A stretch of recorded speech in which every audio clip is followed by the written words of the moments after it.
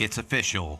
It's the most exciting hour in the history of the internet, and we do it once a week. It is the Mike Sasson Show, broadcasting live from the beautiful Millvale Studios here in beautiful Millvale, Pennsylvania, at the Mr. Smalls Studio Theater. Again, where if you ever catch a show here, the Mr. Smalls Theater is internationally known, having great acoustics and bringing in some amazing bands, so check it out. But also make sure that you check out all of the great things here in Millvale, Pennsylvania, most notably the River's Edge, which you might be listening to this on right now at www.riversedgepgh.com, where you can listen to the Mike Sasson Show, where you can listen to all sorts of different podcasts and radio shows. So make sure you check out all of them, as I am a master broadcaster. Also on today's show, we will be going over the fact that everyone should be voting except for one person. I found the one person that I believe we should be making rules that this person should not vote. Also, we had Alex in the new segment that's catching fire in America. It's called Fresh Eyes. Alex, I had her watch, like I talked about last week, if you listened to the show or watched the show, you might have seen that Alex wasn't up to date on Saturday Night Fever, the famous movie starring John Travolta. Well, I had her watch some clips, and on Fresh Eyes, she's going to give us her take on Saturday Night Fever, the iconic movie from the late 70s.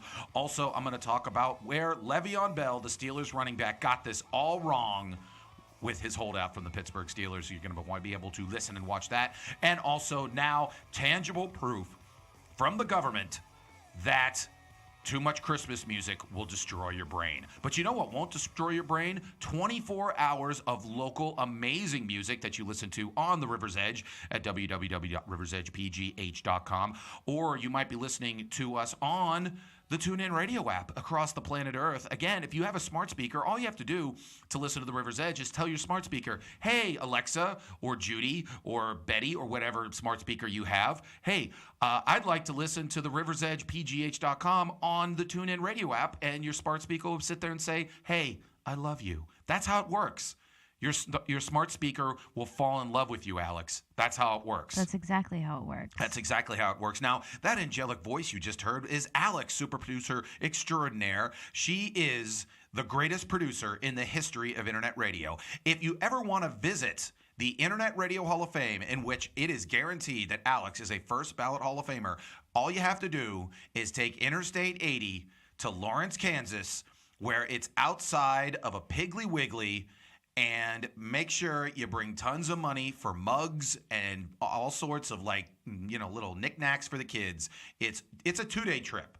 You don't want to. It's like when you go to Disney World. You just don't go to Disney World for one day. Right. When you go to the Internet Radio Hall of Fame, you want to go for like 2 to 3 days. 2 to 3 days. It's an incredible journey through the history of Internet radio, the beginnings of Internet radio. It really immerses you in the entire.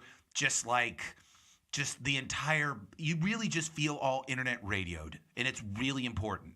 Speaking of that, they now have a comedy Hall of Fame in Jamestown, New York. Aw, is that your dream? No, it's not my dream at all. And yet, I guess I'll eventually, because Jamestown, New York's actually not that far from Pittsburgh. Yeah. It's like right over the border from Erie. Yeah. I should go because I'm a comedian and I've dedicated my life to comedy. But do you really want to? Yeah, I don't really. I'll be honest with you, I've been to the Pro Football Hall of Fame, and I've been twice. And each time, I was just kind of like, huh.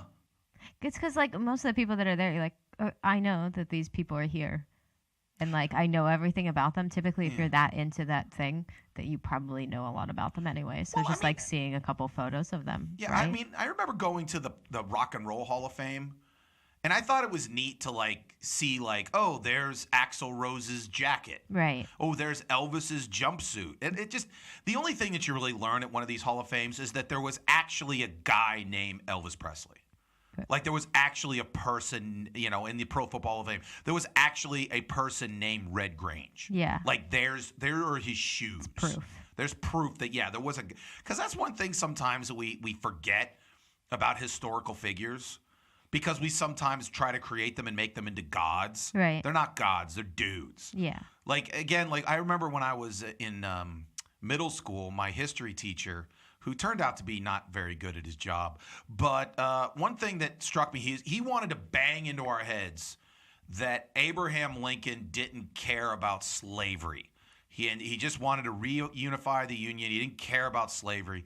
But then doing more research as I grew up, he hated slavery, but he was a guy, and he didn't want like hundreds of thousands of people killed. Yeah. And so in like 1861 or 2, if the South would have just been like, oh, okay, we'll come back to the Union and be like all good and stuff, but just let us have slaves for now, he probably would have done it in 1862. But by like 1864, he's like, you know what? The hundreds of thousands of people have already died, so we're getting rid of slavery. That's what we're doing. So he was kind of telling me half-truths. But again, the reason why is because, like, if you ever watched the Steven Spielberg movie about Abraham Lincoln, you just realize that fundamentally he was a human being, and also he was a lawyer. And so he was really looking into legalities and all this kind of stuff. And it's an interesting movie if you're into history, which you're looking at me No, like, no, I'm not at all. I know. You hate just history. about as much as sports, I think. Really? Which one is worse, history or sports? Sports. Really? Yeah. What if someone made you take the history of sports? No. Then you just... Maybe. I don't know. I think you'd be interested in the history of sports. It might make me like them a little bit more. I mean, I don't know. The fact that I always would sit there and be like, oh, maybe you didn't grow up with it, but your sister likes football and all that kind of good stuff. I did grow up with it. But your sister still goes to Steeler games and stuff like that, and I think your mom and dad are like big into sports and stuff. Yeah, I mean, I used to. But now, back in the day. But again, Deuce Staley, and then everything went downhill from there. Yeah. Speaking and when I stopped caring about what people thought of me and didn't have to lie about not liking sports anymore. But why is it that the rest of your family likes the sports and you're just like, meh? I don't know. Maybe you should ask them. I don't know. You know who I should ask is your father, who today's his birthday. Today is his birthday. So happy birthday. 28 years old. Yeah. Unbelievable. Only he had me when he was 3 years old. I know. That's incredible. It really is. To this day, anytime you talk to especially a woman, and someone will say, oh, it's my birthday, or like, they'll sit there and be like, oh, it's my son's 24th birthday. Yeah. You always will sit there and be like, oh, did you have a kid when you were 2? Yeah. And they'll always be like, oh, you. Yeah, like they're never just like, oh, shut why don't up. we do that? Why don't we do that to men? It makes me feel bad. Should I start doing that to men? No, every time with men, we always sit there and be like, you're ugly and old and die. And we're like, whatever. And then we have to deal with it. But speaking of ugly and old and die, you and I shared, something this past Wednesday, which we were at Paceys bar. Oh, I was like, what? No, not really shared like an emotional anything, just an experience. Yeah, okay, yeah. And I want you to back it up to where, like, sometimes people think that I tell these stories about stand-up. No, I can definitely say this one is legitimate and real. Okay. So if you've never been to Paceys bar, it's a very small bar in Mount Washington that has an open mic every Wednesday night. And it can be very fun, but it also can be extremely frustrating because the people are legitimately maybe 6 inches away from you. It's one of the toughest venues for comedy, but I've always found that if you really want to know if you're funny and you can grab an audience's attention, if you can grab an audience when there's 5 TVs, 10% of the audience is listening, the other 90% is just watching the TVs and getting drunk or eating wings. Mm-hmm. Your stuff's pretty good. Yeah. And so this past Wednesday, I went up there. I had a couple ideas for bits that I wanted to do. And I went up second, which really means I go up third because Ron, who runs the mic, he goes on for 10 minutes. And there was this woman at the corner of the bar who I believe was just born drunk and just got bigger. Yeah, I think so. Yeah, like she was born inebriated and just essentially just went through life with that permanent state. And like she's a very small human being, so Yeah. she might not even have to drink that much to be like that. So Yeah. she just kind of consistently drinks throughout the day. I think Since she was born. By the second comic when I was up, it was she was about 5 beers in already. Yeah. Like she was pounding them. Yeah. And so for the first two comics before me, Ron and another guy, they were just absolutely, she was just talking through the entire set. Yeah. Sometimes when people don't know what stand-up is, they believe that they're having a conversation with the comic. Yeah. And hint to everyone who's never seen a comedy show, they're not having a conversation with you. It's a one-sided Yeah, conversation. it's a one-person monologue is Yeah. essentially what's happening. So I was already kind of worried that, oh my God, I don't want to I don't really want to deal with crowd work. I want to work on some stuff and work on some jokes and stuff. So I get up there and I start doing my jokes, and she was being relatively quiet. And I have this joke that I've worked on for the last couple years. It essentially started when I heard, Trump had the saying, "Make America Great Again." Yeah. And I remember watching CNN one time, and they were talking to this old person, and one of the persons says, "Oh, when was America great?" And this old person goes, "You know what? I think we haven't been great since World War II. That's when we were at our peak. That's when we were just in fighting shape and, all this other kind of stuff." And so I make the joke where I go, "You know what? I am all about making America great again." So I believe it. Some people say we haven't been great since the end of World War II. So here's what I think we should do. We should reinvade Germany. And then the other joke is, well, we should send the same guys. We should send our 95-year-old grandparents. They'd have a good time. They'd go to the same prostitutes. They get to hang out with their boys. Instead of just hanging out in old age homes in McKeesport, they get to, die doing what they, at the peak of their lives. Yeah. And so as soon as I said we should reinvade Germany, woman who has been permanently drunk her entire life, and Alex can back me up when she says this, she sat there and goes, "We never invaded Germany." Mm-hmm. And I look at her and I just make a joke about it. I sit there and go, "Oh, so I guess Band of Brothers lied to us the whole time." And she goes, "We never invaded Germany." And I go, "Yes, we did, ma'am." And I think everyone else at the bar literally was like, what do we do? Like, Yeah. What is supposed to be our responses? Like everyone kind of like had their jaw drops, like looking at her. I'm like, wait, what? Yeah. Is this serious? Is she Yeah. serious? Yes. Like I was just sitting there and the whole time I go, "Ma'am, that was what World War II was about. We eventually invaded Germany." And then she sits there and goes, "No, we invaded Normandy." Yeah. And I sat there and I went, "Where were they going?" Yeah.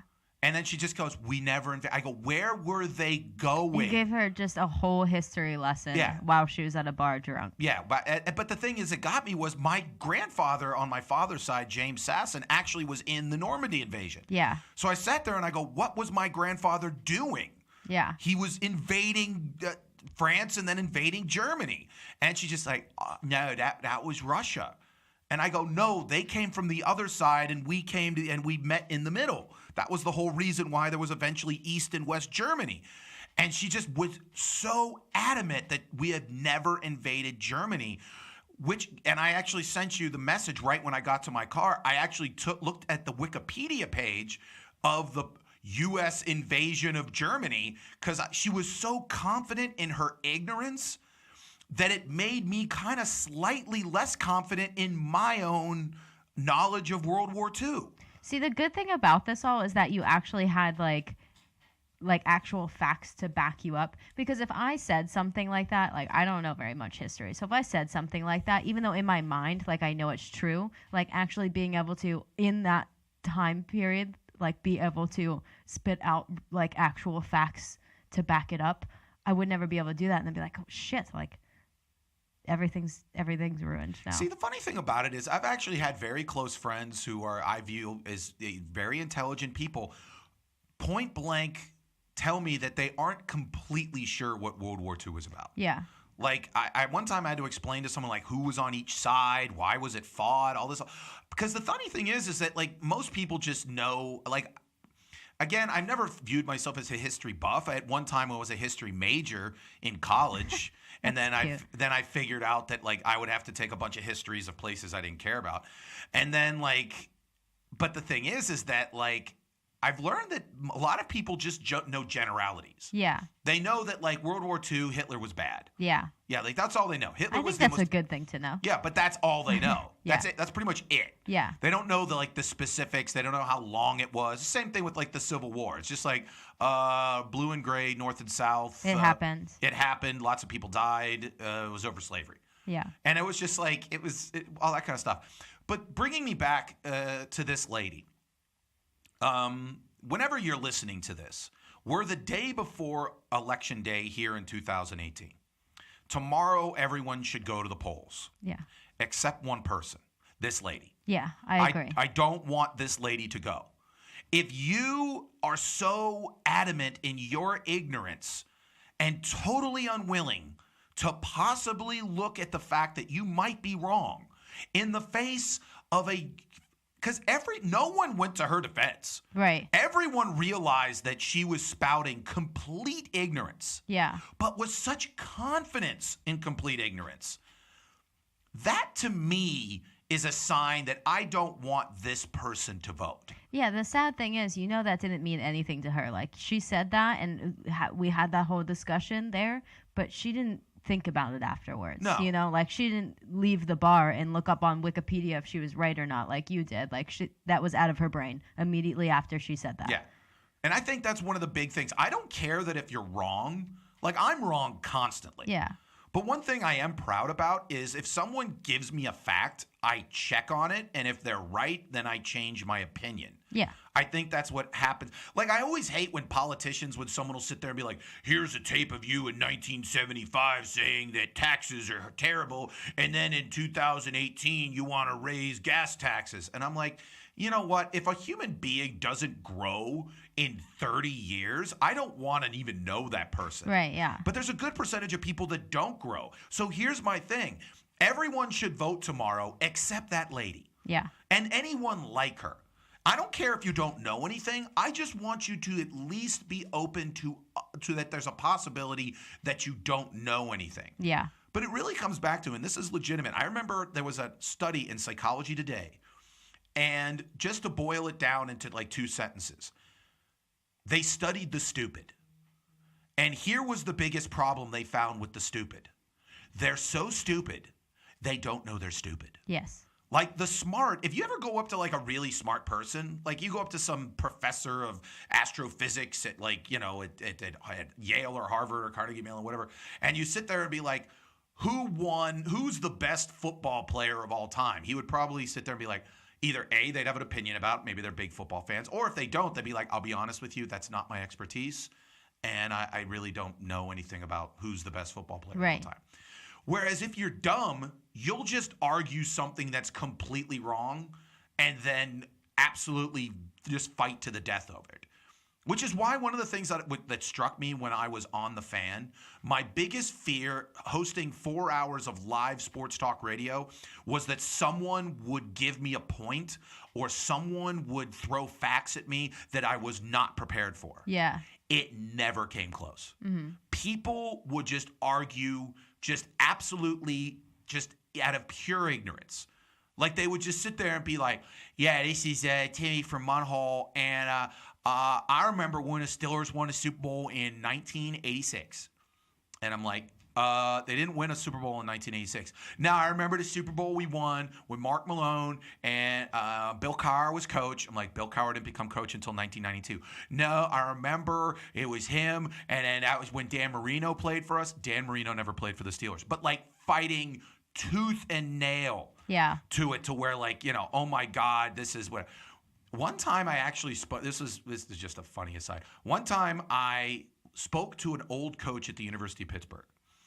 And he was talking about, we were watching a game in which Pitt was beating Penn State. Mm-hmm. And someone said, hey, when was the last time Pitt beat West Virginia, Penn State, and Notre Dame in the same year? And someone goes, he went like joking, like, 1976. And I look at him, I go, it was 2000. You were a coach that year. Just like, but like, it's amazing that people just sometimes, even when they were there, they really weren't there. Yeah. So just to surmise, everyone should vote tomorrow. except this lady. Yes. So if anybody knows where this lady is, make sure she knows that the election day is like 2 weeks from now. She's the type of person, I don't think she would vote. I don't think she's a voter. I don't know. That's the person I think votes. I think that most people, here's another thing that frustrates me about voting though. Like people always sit there and be like, young people don't vote and old people vote. Here's why. It's really annoying to vote. Yeah. Like if you're young and have something to do, like work or school or have a life, it's kind of a pain in the ass to show up to like the post office or an elementary school gymnasium at 8 in the morning before work or at 7 p.m. after work and stand in line and wait for all this kind of stuff and then eventually like do all this kind of stuff. If you're an old person, old people live for that shit. Oh, yeah. They have nothing going on. They have whole little like parties, whole little buses that go together. Oh, they love it. It's because here's the thing. One time a boss of mine said this to me, and it's proven to be absolutely true. The task will take the time allotted. Like if you only have 20 minutes to vote, it'll take you 20 minutes to vote. Yeah. But if you have nothing to do that whole week except vote, oh, trust me, right now old people went to bed at like 8 p.m. They're going to wake up tomorrow at 4. They're going to read the newspaper, and they are going to be there at 7 o'clock when that polling place opens. They're going to wait there. They're going to ask 92 questions. They're going to make sure that they are right. They're going to make sure they have 7 forms of identification, and they will sit there in that voting booth for 3 hours to make sure that they have voted for the exact person they would want it to. Whereas I literally just vote for the guy. If I don't know who I'm voting for, I just vote for the person who I think has the funniest, weirdest name. Oh, that's good. Yeah, I'm just like, oh, this guy looks like he's a cool guy. Boom, you get to be comptroller of Allegheny County.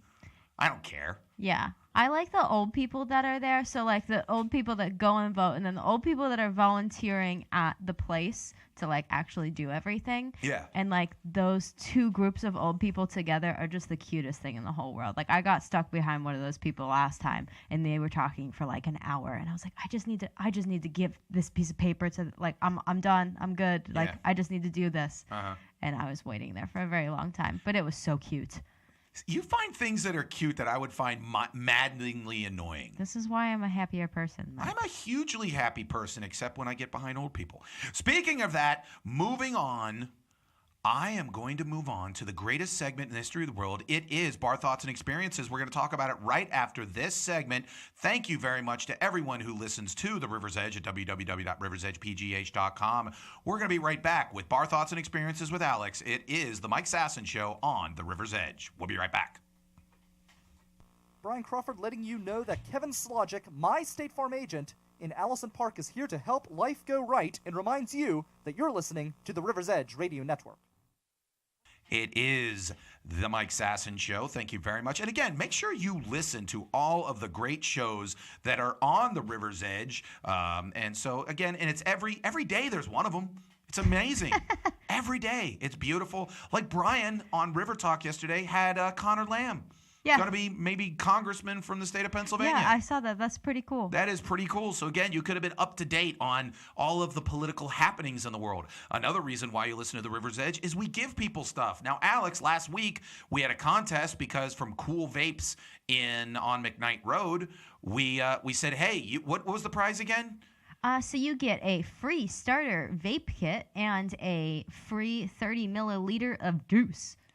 No gin, just juice. Not the gin, but just the juice. It would just be what Stoop Dog did. But who won it? Who said? Because all you had to do was just post on one of our segments. I admit it. I vape, and you get it. And Zach won. Zach Fell. I think that's how you say his last name. Well, good for for him. Of the him. Metal Edge, yeah. There you go. He wins the vape kit, so we're gonna send it to him. And congratulations for that. And all you people that vape that didn't want to do it, guess what? You are the big losers. You lose out. Free things and free No, I don't juice. like it how you made it into like, oh, I admitted I vape. No, you know what? Grow up. Yeah. That's what I would say. Just grow up. And that should be how you look at it. Yeah, and that's how you work it. So congratulations to Zach. Also, congratulations to Alex for drinking a lot and then telling us about it. It's Bar Thoughts and Experiences with Alex. Alex, play your theme song. Maybe y'all can relate. My style's dope any way that you slice it. It's a fresh cut, hope that you like it. I decided that every time I walk into a place, I want this song just playing behind me. When I was at the Improv 2 weeks ago, Did they play music? They play music when you walk out, right? yeah, and they came up to me and they were just like, "What do you want to play out to?" What did you do? And I sat there and I wanted to go out to Turnpike Gardens, Tiny Friends, Aw. but They were like, didn't have that. well, they looked at me like, "Huh?" And I just go, "Rock." Yeah. And he goes, "Great friend Fleet." I go, "Fine." But something with guitars in it. Go ahead. Yeah. Which, something by the way, pumped they're up. almost becoming like the new Nickelback. People are starting to crap all over them. Why? Because they're wearing weird like clothes. Oh, who cares? And people are sitting there saying like I had last week. We didn't get into it, but someone reviewed their new album and really just destroyed it. Aw. And just said, "Oh," and the funny thing about it is like that. I think again, when somebody comes out and like, "Oh, these are the new Led Zeppelin," and now they're almost like embracing the fact that they're Led Zeppelin, like their first video off their new album is very reminiscent of "Song Remains the Same" and all this kind of stuff, and they're wearing more rock star gear, and so I hope they don't become the new Nickelback, but if they do, I hope they don't. They've grown on me. I remember when I brought them up, you didn't even know about them. How did I know something before you did? I'm not sure. Well, I heard of them on WIP, like that's where I first heard them. But they've grown on me. I love their songs and everything like that. We play them a lot in the store because it pumps people up. Absolutely. It's like sports, yeah. Yeah, sports. Anyways, this is Bar Thoughts and Experiences with Alex. Alex, what is your bar thought for this week? So this past weekend, Mike, on Saturday, I decided to go out to the good old bars. Okay. And basically, this guy that I'm seeing invited me out, and he said, "Do you want to come meet my mom?" And this Now, was, how serious is this situation you're in now? I don't know, medium. Medium. So, but he's already meeting the mom. So he's already met my parents a long time ago, but that's Okay. kind of you have to if you know me. Okay. It's just a standard. It's not But like I mean, a serious thing. that's getting pretty serious if someone's saying, "Hey, you should meet my parents." Yeah. I mean, it was Do you tell definitely this guy a little. maybe slow the hell down? It was definitely a little more serious than I thought. Oh, okay. But that happens. Yeah, but So you met the mom. medium rare. Yeah. Yeah. So this was at 10 o'clock. He texted me and said, "Hey, do you want to come out to the bar and meet my mom?" At 10 p.m. on a Saturday. Yes. So it sounds like a mom I might want to meet. Yeah, definitely. So I went to the bar, and so it was me and like all of his friends and then his mom, and she was out with us. And that is how everyone should introduce people to their parents. If your parent is cool enough to go to the bar with you and your friends, like that's how you should introduce like people that you're seeing to your parents, because it's like super nonchalant, Yeah. Everyone's just drinking and having a good time. You don't really have to have a full conversation with them. You have to talk to them for maybe like 5 minutes out of the whole night, like collectively, but it's basically just like, "Oh, like, how are you? What do you do?" Yep. And like very short conversation. You're not just sitting there like at a dinner with someone with awkward conversation, and you get to drink, so obviously that's a good thing. Was she drinking? Yeah, she was drinking. Okay, yeah. cool. And she was definitely a mom that could hang. Okay. There you go. I think that it's a good thing. I want to convince my parents to do that with people. Well, let me ask you this question. Did you get feedback of what she thought of you? No. Oh, okay.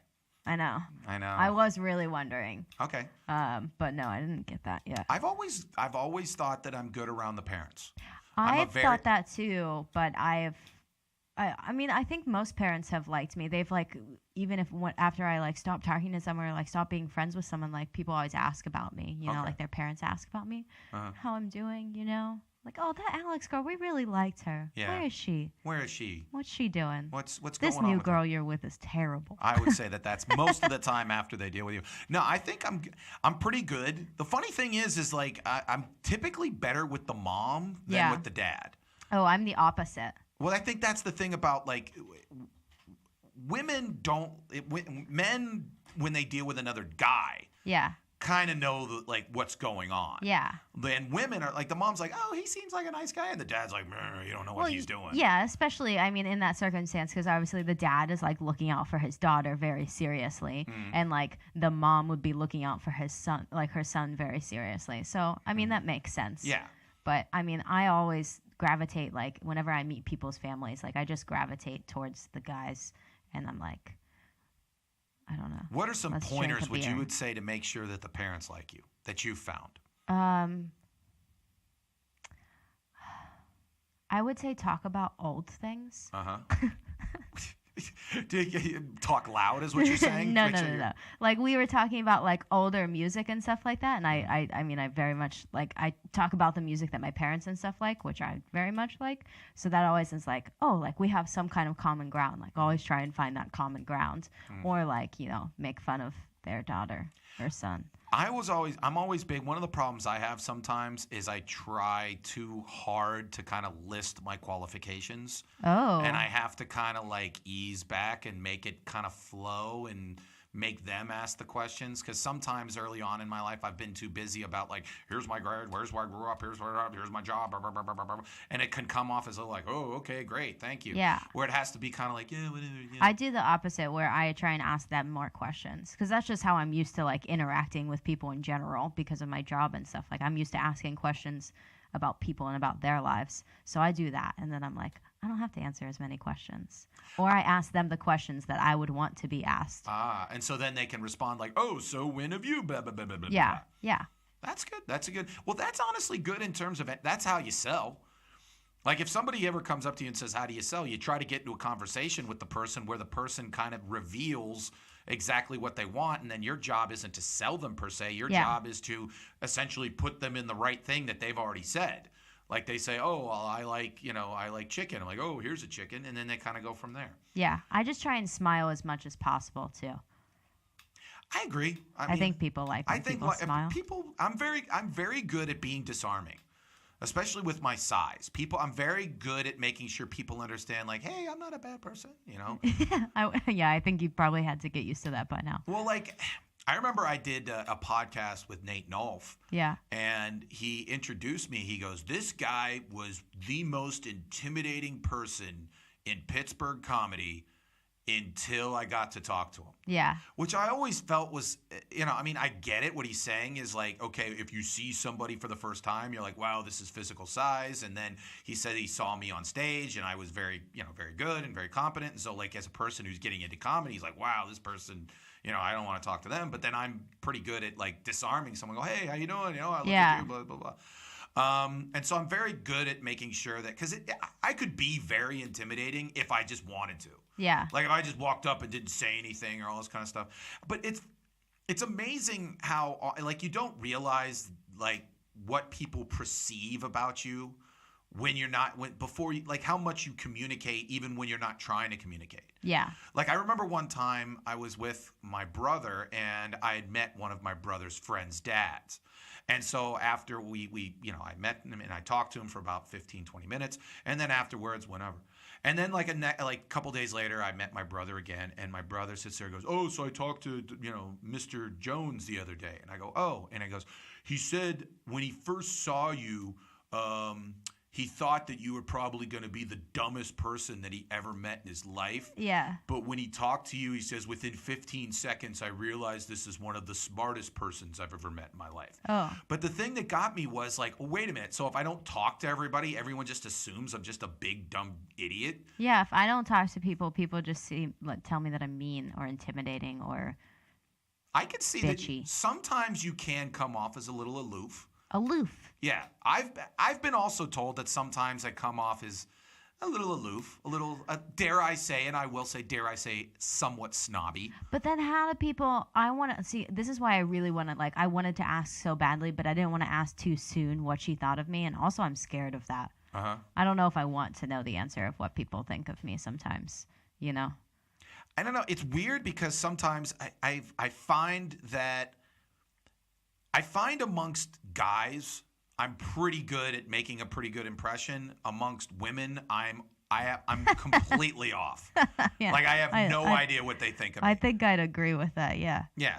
Like, on your part, yeah. Yeah, on my part, yeah. Dudes, I can read them in 3 seconds. Women, no freaking clue. Yeah. I find out 5 years later that a woman was interested in me. Like, really? She she stood in the back of the bar and lit cigarettes at me. Like, no, that's how she tells you she likes you. Well, I think guys are easier too. Like, I also met one of his friends for the first time, and like I was hanging out with just him for a little while, and I was like, let's do some shots, and we were best friends.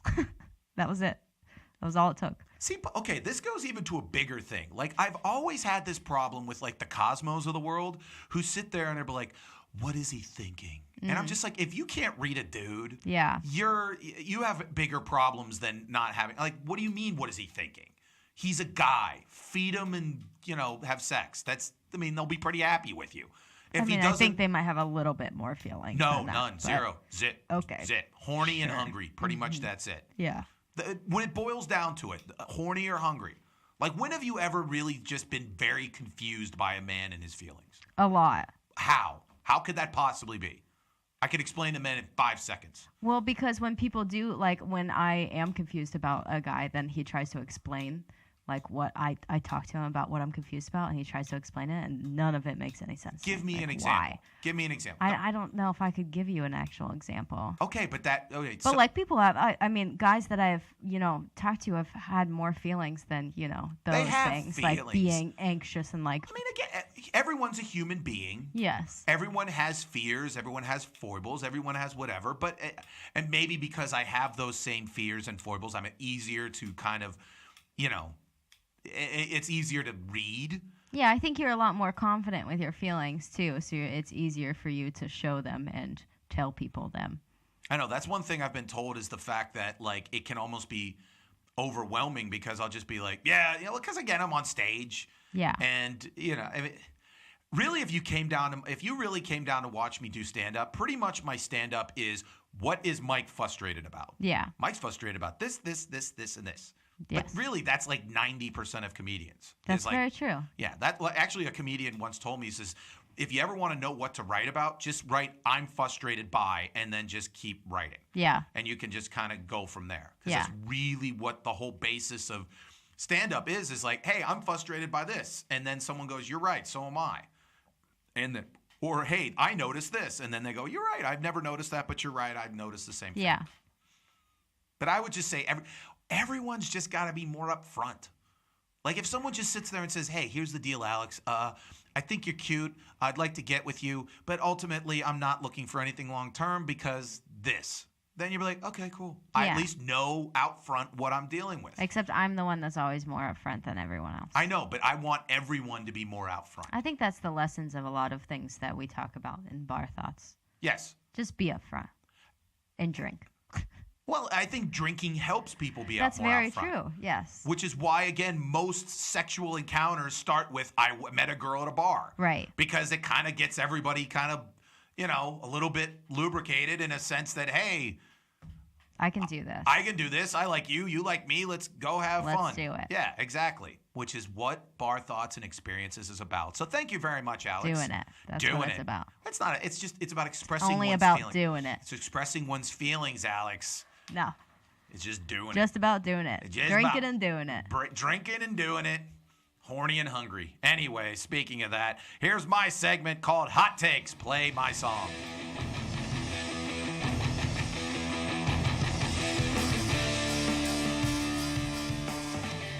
Now, Alex, you're not a huge fan of sports, but being in Pittsburgh, you have to have at least kept up somewhat with the Le'Veon Bell saga. Yeah. Okay, if you haven't kept up with it, essentially Le'Veon Bell's a running back for the Pittsburgh Steelers who hasn't shown up for work all year. Why? Because he wants to save his body, because he wants to be a free agent next year so he can make buku bucks. Oh, I never even knew the reason. Yeah. I thought he was just being a dick. Well, here's my thing, and I've said to you, like, on previous Bar Thoughts, not my Bar Thoughts, which is Hot Takes, essentially that I don't have any problem with an NFL football player holding out. Yeah. This is his job. He doesn't have to be there, whatever.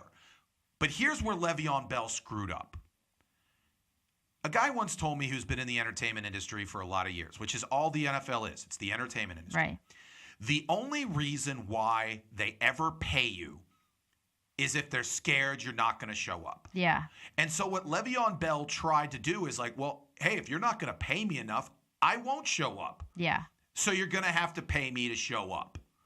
The problem is James Conner proved to be a pretty good player, And what essentially is everybody on the Steelers been saying for the last couple weeks? We don't care if you show up. Yeah. That's where he made the mistake. James Conner kind of screwed him because what he wanted, what Le'Veon Bell wanted, was James Conner to be a complete bust. Right. The Steelers to stink.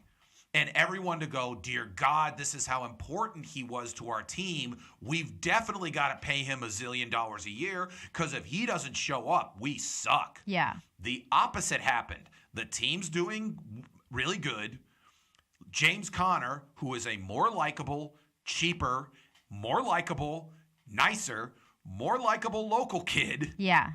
that everyone is just enjoying watching play football, is showing that, guess what? Le'Veon Bell was a giant pain in the ass that doesn't need to be here. So always just make sure that you actually are important before you do something like that. That's one thing that you I think it's a good lesson, not just in the entertainment industry, but in life. Yeah. If you're, if you're in a relationship with somebody and you sit there and say, well, I'm going to treat you like this, you better be damn sure that this person really gives a shit if he ever sees you again. Right. Because they might just sit there and be like, you know what? I don't care if you ever show up ever again. Yeah. Now, that's where you get into the mind screwing up, like going back to our last segment. Because sometimes I've found people would be kind of withholding certain, kind of affection because they want to gain an upper hand. Yeah. And play a mind game. Right. And that's what Le'Veon Bell was doing. He was trying to kind of play a mind game, a relationship with the Steelers. Ooh, I won't show up. When am I going to show up? I don't know. Blah, blah, blah, blah, blah. Yeah. And now the Steelers like, don't show up. We don't care. You suck. I don't care. Right. That's where he made his mistake. Next hot take. I don't understand what happens to a parent because I had this thing happen on Saturday. I don't get why parents ask their kids stupid questions. Like what? Like I was at the Eaton Park breakfast buffet because I loves me a buffet. Yeah. And there was this 4-year-old kid in line. And you know how when the kid's 4 years old, the mom or dad will be with the plate, goes, do you want this? And be like, I want to, all that kind of stuff. Yeah.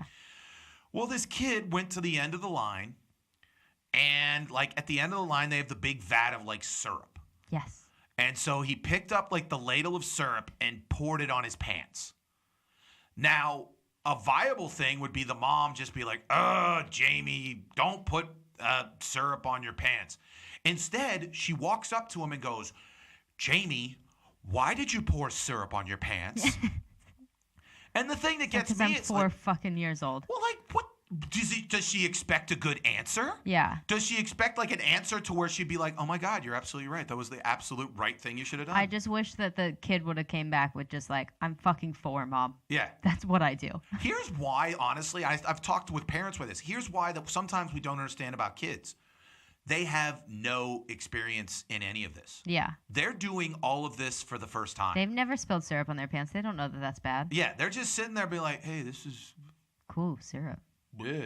And then they're just they don't have a reason why they did it. They were just like, what is this? Yeah. And then they kind of just, but I just love how parents ask really why did you do that? There's no reason. Yeah. He's essentially he's intelligent as a Saint Bernard. He doesn't know. Yeah. Now, if an adult did that, that's a very good question to ask. Yeah. If I did it, if I poured oatmeal on my head, you might be like, Mike, why did you pour oatmeal on my head? And to be honest with you, it would just come back to I just felt I needed oatmeal on my head. Yeah, that's all I did. Yeah. Now, moving on to other hot takes.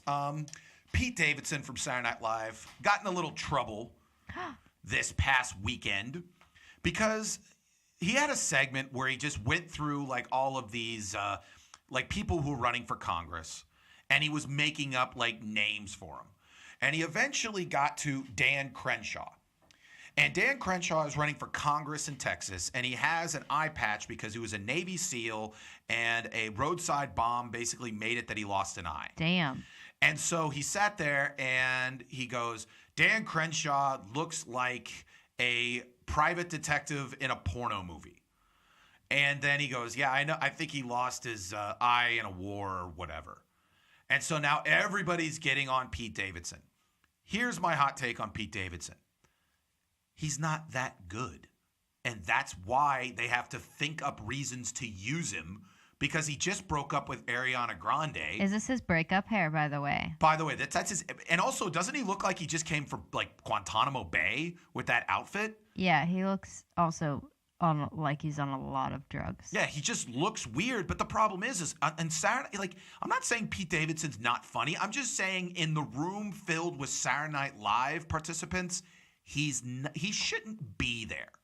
And so they got to figure out ways to put him on the air. So he came up with this stupid idea of like making fun of like people running for Congress. And so like everyone's like, it goes back to the 4-year-old. Why did you make fun of this guy? Easy. He had nothing to do the whole show. He's not a character actor. He's just a stand-up he literally is someone they put on the show because some network executive says, we need someone young. Yeah. And he was on the show when he was like 20 years old. And so someone said, here, put a 20-year-old on. But guess what? He's not Eddie Murphy. Right. Eddie Murphy could be on Saturday Night Live when he was 20 years old because he was Eddie Murphy. Yeah. Pete Davidson's not Eddie Murphy, so he has to tell dumb jokes like this. I like when people do breakup hair, too. What is breakup hair? Like, as soon as you break up with that person, you always dye your hair some crazy color. Like, start a new chapter, you know? I want it to be known that I did not do that. You did not? I dyed my hair before I broke up. Yeah. But now, my thing would be, I've always found, like, guys do the breakup body.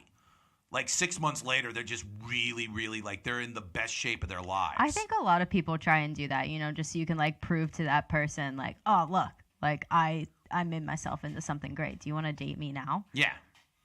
I don't know. It's funny. I've made the observation that a good percentage of the things that you see in this world, the buildings, the inventions, everything like that, were developed because someone wanted to have sex or get back at someone who did not want to have sex with them. Yeah, I definitely agree. Like, I bet you, like, every major corporation was because a guy wanted to get girls better than what his looks look like. Yeah. And so he's like, I'm going to find you. I'm Andrew Carnegie. I'm going to find you a steal.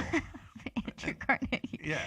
And that's what happens. You know, hey, I'm Henry Ford. I'm an anti-Semitic piece of crap. I'm going to make cars. And so then he can get chicks. Yeah. Did they, though?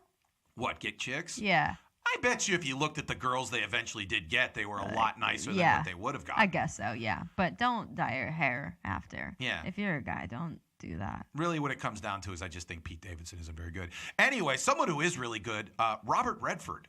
He's in his last movie. Robert Redford. And the funny thing about it is my mom went and saw the movie that he was in, thought it was pretty good. And she kept on making a point of like, oh, you know, they kept on showing like close-ups of him, and he doesn't look that great.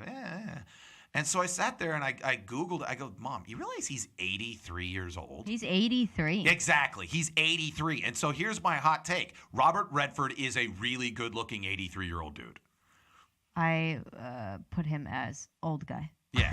That was my caption for him so that I could find him. Yeah. Old guy. But, like, okay, in the grand scheme of 83-year-old men. Yeah, definitely. That's a pretty, like, if your 83-year-old woman and your 83-year-old husband looks like that.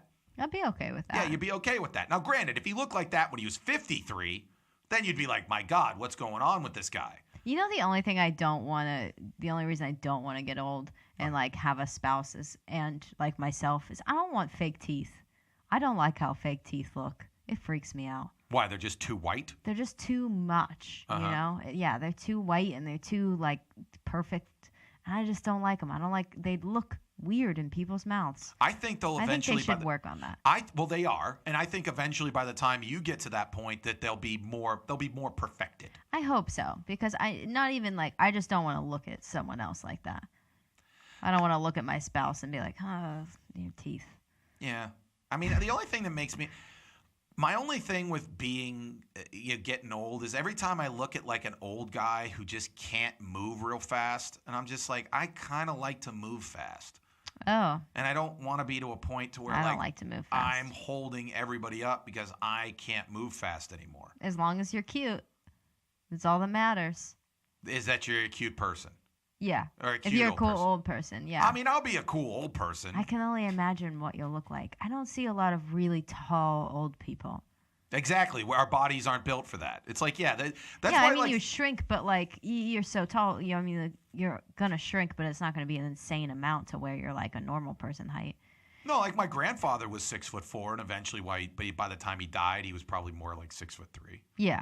But I mean, he was still a decent sized dude. He was 6'3". Yeah, But he I don't wasn't. see a lot of tall people. It's weird. One time, I remember I worked at Sears. I talked to a guy who was about my height, but he was like he told me that like he played on the 1960 national championship University of Minnesota football team. So he's old. Yeah, he's really old, but he's like still a decently sized guy. Yeah. And you could tell that he was a pretty built dude. And that in 1960, he was a really built guy. Yeah.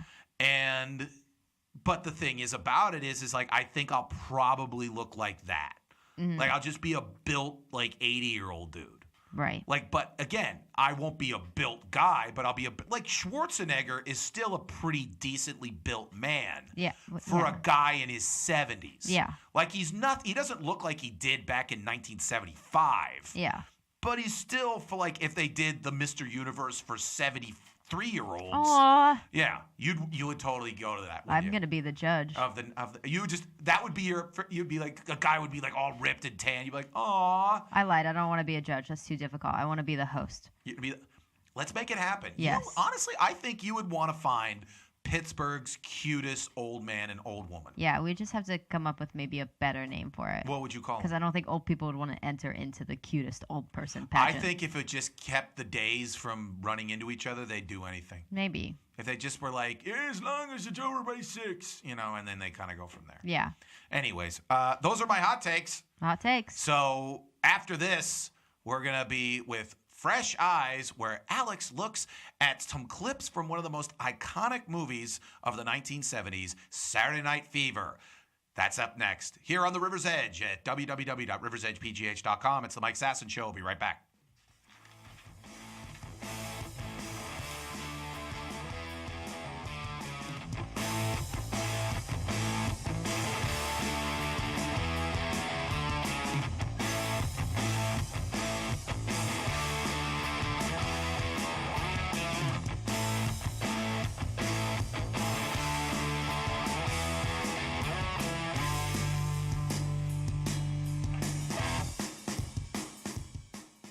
Why did we take that break? Just to get a drink of water. I just wanted to listen to that song. That was a sweet tune. Who was that? Sweet tunes. It is 13 Saints. That seems right. That's one thing I don't get. Like, I'm not trying to. There's a lot of names there, and I couldn't tell if it was. I think it's 13 Saints. The album is Crushing Copper, and the song is called Deep. I want to say that's the right order of it. That's one thing that I've never, like, I'll admit, like, I think so much local music, especially when we did the Millville Music Festival. I was sitting there and I was watching so many of them, and I was just like, wow, this is really good music. And then you kind of get this frustration of just like, well, geez, why isn't that band Greta Van Fleet? Yeah. Why isn't that band? There can only be so many popular bands. I know, but it's one of those things of just like, I guess you have to move to LA or New York, or you got to, like, I didn't have this as a story, but Taylor Swift showed a picture of an open mic that she did in Nashville, Tennessee when she was 14 years old. Cute. And it was the 14th anniversary of this open mic in which she met the man who eventually started the record label that ultimately discovered her. And they showed a picture of her, and she looked like she did when she was at that Steeler game when I saw her. And she was like, yeah, I was at an open mic in Nashville. I played it, and some guy came up to me afterwards and said, hey, we should talk, and where she went and all that kind of good stuff. So you never know. But I think the first step is you have to be in like Nashville or something like that. Yeah. No one's looking in. Maybe. No one's looking at ham bones in Pittsburgh. That's Sadly. Sadly. They Anyways. should. Speaking of things that people are looking for, back in the 70s, people were looking to dance, Alex. Jesus. Sorry. You just startled me. I know. It was a startling moment. Anyway, so over the last couple weeks, actually since the beginning of the show, like I remember back we played Staying Alive by the Bee Gees. And I sat there and I did a little strut and I go, see, I'm like John Travolta in the beginning of Saturday Night Fever. And you were kind of looking at me blankly like, I've never Yeah. I have no idea what that is. Yeah. And then last week you talked about dancing and how you didn't like crowds. And I sat there and went, well, you got to be like Travolta in Saturday Night Fever and just have the whole dance floor to yourself. Right. And you were like, I have never seen that. So what I did was I said, well, next week I'm going to show you some clips and get you on Fresh Eyes. And so Fresh Eyes this week is Saturday Night Fever. Now, a couple things about this film. First and foremost, massive hit. $273 million. And it was an R-rated film. It actually had nudity, it had swearing, it had all this kind of stuff. But it was very, honestly, even politically incorrect for 1977, 1978. Like, that's some of the stuff they used. Racial slurs, all this kind of stuff. It was produced by a guy named Robert Stigwood, who had managed Cream and managed the Bee Gees, why the whole, Bee Gees connection was all that kind of stuff. And it was based on a New Yorker article that for years people thought that this guy had gone into like the depths of like disco in the 70s in New York. And it's like, turns out later in the 2000s, he admitted he made most of it up. Oh. So he said he actually based the Tony character on on somebody he had met in London. So kind of weird. But the movie was, obviously starring John Travolta, who was already a television star at the time. He was on a TV show called Welcome Back, Kotter, which when you were a hit TV show in the late 70s when there was only 3 networks and like your ratings were like 20%, that means like 20% of the people in the country were watching you. Yeah, that's a lot of people. Like it was 50 million people watching you every week. Yeah. And if you've ever seen Welcome Back, Kotter, you could tell, you could tell that a comedian, Gabe Kaplan, which was a comedian at the Comedy Store and all that kind of stuff, it was his show, and I bet you when he pitched it, he thought it was going to be like, oh, this is going to be like a real show about Brooklyn and about like real kids, and they totally whitewashed it and made it very, very generic. But that's what they did with network television in the 70s. Anyways. So they wrote this movie. John Travolta starred in it. He was already a TV star, but TV stars rarely went over and made movies. It was a small film. It was only made for about like $3 million, which again, the movie eventually made $200-something million. Right. Also, something I didn't know about it, as at the time when the movie was released, disco was already sort of dying. Yeah. It was a fad in more the mid-'70s, but by this time it was kind of waning, and this movie really kind of injected a lot of life into it to where it went around for another couple years because people like from Middle America saw this and went, oh my God, this looks like the funnest, coolest thing in the history of the world. Yeah. The movie soundtrack to Staying Alive was the #1 soundtrack of all time until the Bodyguard by Whitney Houston. It sold over 15 million copies, and they actually saw that people would be leaving the theaters, go directly to a record store and buy the record. Oh, damn. Like right from it. Like they found a good percentage of people who did this. And it was such a hit that in 1979 they released a PG version on in theaters because they wanted to get people that How'd they do that? They just cut out the nudity and the swearing and the racial slurs. Oh, was it as good though? No, it wasn't as good as all. And Robert Stigwood still to the day goes, yeah, it didn't have the impact. It was if we'd have made it into a PG-13 movie, it wouldn't have been the hit. Right. And then also, which was interesting, is the first movie that HBO showed on January 1st, 1980, so entering the 1980s, was Saturday Night Fever, the R-rated version. So that's how big of a moment it was for HBO to get this movie, that there's like the first movie of the 1980s we're going to show here. But you definitely need the boobs in it. Yeah, you needed the boobs. And the thing is, when the boobs, there were a couple boobs in it. They were nice. I liked them. I like boobs. But like they were very superfluous boobs. They weren't like needed boobs. Oh. But again, you always need boobs. Right. But also another cool story is the female lead in the movie, who was actually 32 at the time. Oh. And she was playing, and John Travolta was like in his early 20s, and he was playing a 19-year-old. So she had been around for a long time. It was really cool how she got the job. She was sharing a cab in New York City with Robert Stigwood's nephew. Okay. And the line, anytime anybody would ever mention, like, oh, I'm making a movie, she sat there, she goes, oh, am I in it? And eventually the guy goes, oh, do you want to be? Yeah. And that's how she got like the audition and eventually became the female lead to Saturday Night Fever. Man, that's a good, I'm going to start doing that. Yeah. Someone sits there and says, oh, I'm making this movie. Like, oh, am I in it? The Seth Rogen movie is filming in Pittsburgh right now. I'm Yeah. going to do that to them. I'm going to walk up to them and ask Well, them. you have to make it to where like you meet someone at a bar and be like, Right, oh, yeah, I'm yeah. at the Seth Rogen movie. Like, oh, am I in it? And they'd be like, you want to be? And then you kind of go from there. And I'm like, no, you I can't don't. book me. I got to play it off. Yeah, you got to play it off, and then they come and try to get you. Yeah. So what I did was I didn't have you watch the whole movie. I had you No, watch. thank God. Yeah, thank you. A couple clips. The first clip was, and I want to talk about, is the opening scene. What did you think of the opening scene with John Travolta strutting down with the paint can, the iconic, staying alive, all that kind of stuff? What were your thoughts the first time you saw that? This is pretty much like me walking down the street. That's how I think. In my head, that's how I feel when I'm walking down the street, except more people are looking at me. Okay. It didn't seem like enough people were looking at him. Uh-huh. Also, I don't typically carry paint cans with me. Yes. Typically. The one thing that struck me is someone's waiting for him and completely could not care less. Yeah. He's going to strut down the street. Yeah.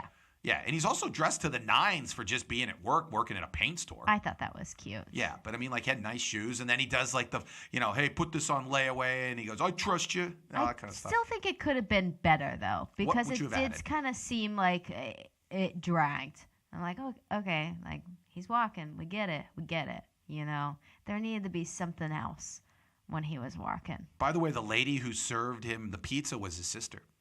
Aw, And the lady that he eventually sold the paint can to was his mom. that's so cute. Yeah.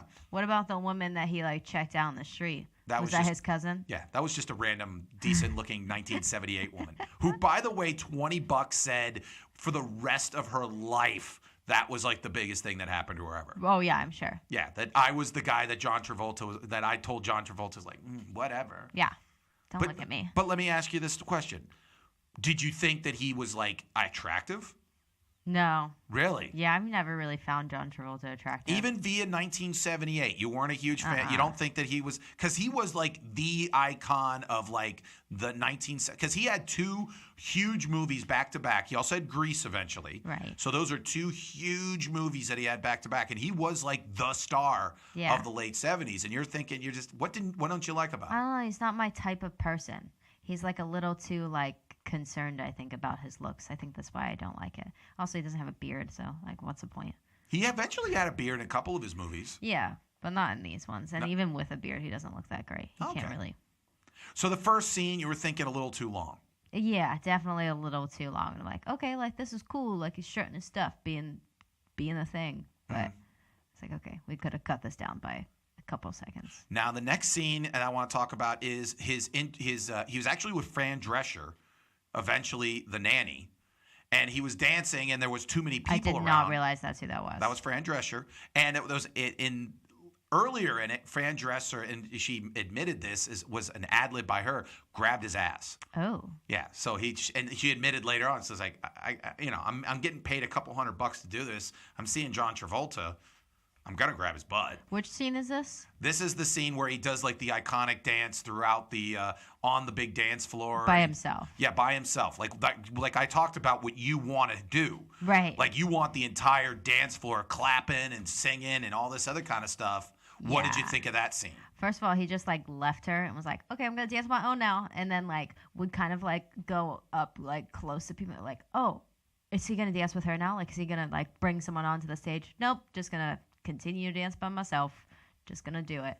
I think it could have been all of this movie. I really think just could have been like a little bit better, or like made the scene shorter so that it was better and like more iconic. And Your like, big thing is cut the fat. Your big Seriously. thing is in everything. You're just like, you know what? I get the point. He can dance too much, But do you see some of the iconic moves that you don't even know, like, the pointing and all that other kind of good stuff? Yeah, I do. I just really don't like disco. I think that's a thing for me. What don't you like about disco? I mean, I don't like it either. But like, what don't you like It's about one disco? of those things where like the music is so like kind of like pumped up and you want to dance and stuff like that, but everything else, like all of the dance moves and stuff, are just slow.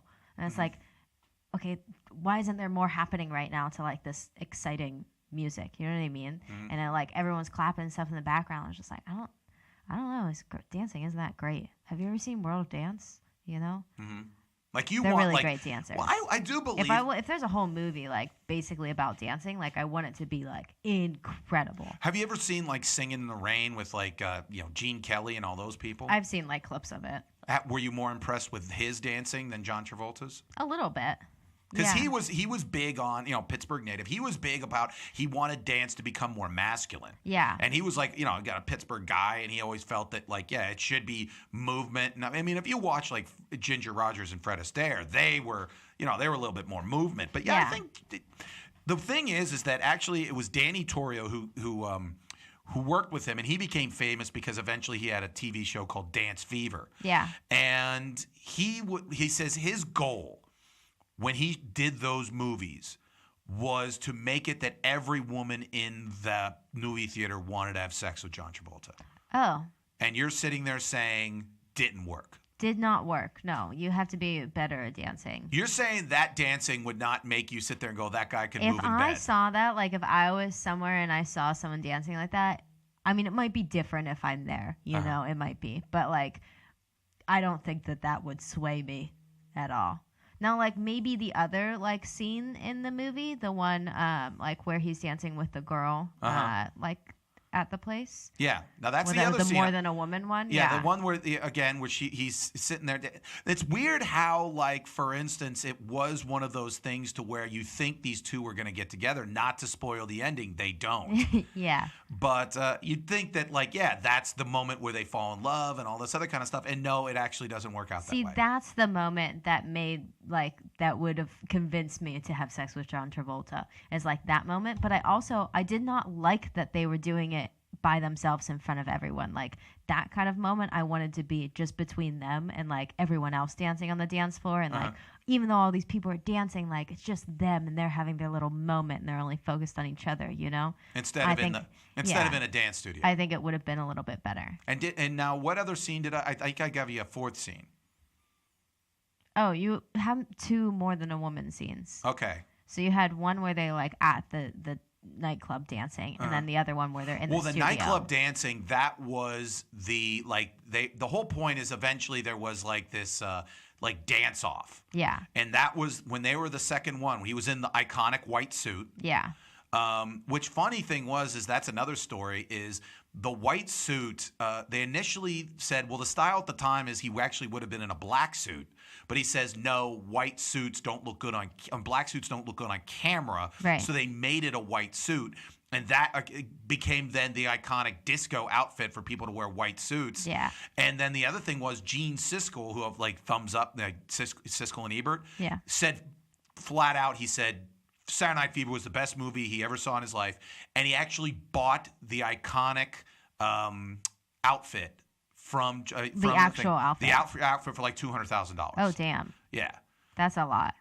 But no, I think like the scene of them like in the studio, serious feels in that one part. Yeah. I was like, oh, damn. But then they literally right after that part, they just like swing around like children.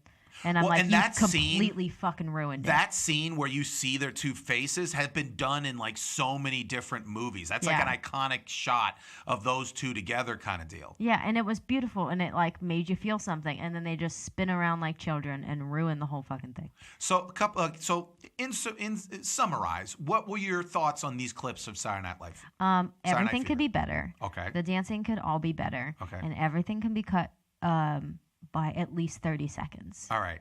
Then so that it's because I feel like a lot of times you lose a lot of like the momentum, and you're like, oh, this could be really cool if it was like this dance scene and like everyone's clapping and stuff like that. But then it goes on for a while, and you're like, okay, it's not as cool. Yeah. It loses its momentum. So but in 1978, everyone was like, no, this is the dude I want to be. This is the coolest thing ever. Disco, yeah. Yeah, that's how it was. That's what they said afterwards. I think they left the theater and they go, disco, yeah, let's go buy that record. I think it mostly had to do with the cocaine. Let's just be honest. It had nothing to do with the dancing. Yeah, it was just I'm sure tons that if you're doing cocaine, it might be a little bit better. Yeah, everyone just assumed that was back when people thought cocaine was just like, oh, it's like I drank an energy drink. See, I like to think that my dance moves would be better than this, but I know that like with the amount that I drink and then dance, like they look exactly like this. Not like that good, but like they look exactly as slow and terrible. There you go. So. All right. Thank you very much for Fresh Eyes this week. That was Saturday Night Fever. Now, moving on to news and notes from the world of gossip, sports, and weirdness. Let's play the theme song.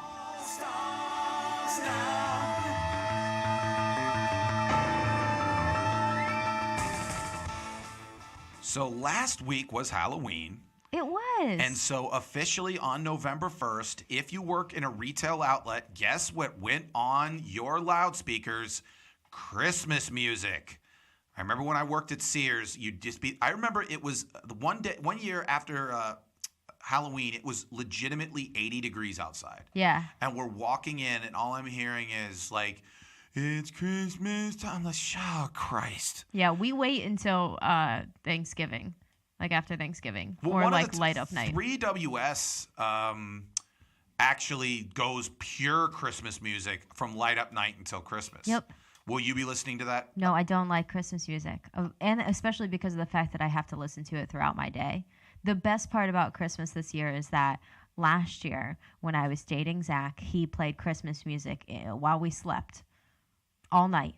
He just had a radio station on playing Christmas music because he's an insane person. And so I would have to listen to that all night, and then I'd have to go to work all day and listen to Christmas music. And it makes you want to shoot your brains out, you know? I would legitimately have killed him in his sleep. Yeah. If that was... Here, it's hard. One time, when I went to football camp my sophomore year, I went with, you had to pick a roommate. And so I picked one of my friends, and I said, okay, let's be in the same room. I did not know that he listened to Steve Miller Band at night. Like, I have a fan on me. Yeah. He had Steve Miller Band. That's cute. And I could not fall asleep listening to Steve Miller Band. Yeah. So, like, I would wait for him to go to sleep. I'd go over the CD player. I'd turn it off, and I'd go to sleep. Then he would wake up, notice that Steve Miller's off, turn on the music. So literally for 5 days, this would be our thing. We would just try to like play this game of turning on and off Steve Miller Band. And so for years it took me to ever like listen to Steve Miller Band because all I'd ever remember would just be like that song. Every time I would hear like somebody call me the space cowboy, I'm like, I hate that. Yeah, I it mean, would just what other songs even are there? I don't know. It's like Jungle Love. It's just Steve Miller Band's one of those bands that like they're very, very well known, but they shouldn't be. Right. Like they're almost like Jimmy Buffett in a sense that they're like I could not tell you how much I despise Jimmy Buffett. I love Jimmy Buffett. Why? How can you love Jimmy Buffett? I love his concept. He's created an entire thing to where with really mediocre country-like music, he gets people like middle-aged white people to like drink and spend hundreds of dollars on like, on concert tickets. Yeah.